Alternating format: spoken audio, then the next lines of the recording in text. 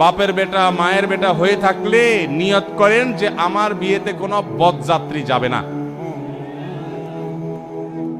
যেই বাপ মেয়েকে জন্ম দেওয়ার পর তাকে বড় করে তুলেছেন তিলে তিলে, আপনার তো বিয়ের পর শ্বশুর মশাইয়ের সামনে বসে দোজানো হয়ে বলা দরকার যে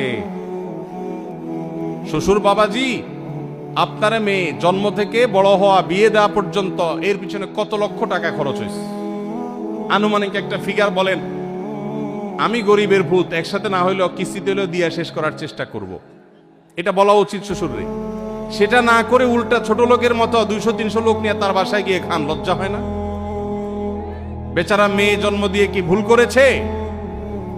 একজন মেয়ে বয়সে বিবাহের উপযুক্ত করা পর্যন্ত পড়ালেখা, খাওয়া দাওয়া, ঔষধ, চিকিৎসা, আদর, স্নেহ কত কিছু দিয়ে গড়ে তুলেছে। এরপর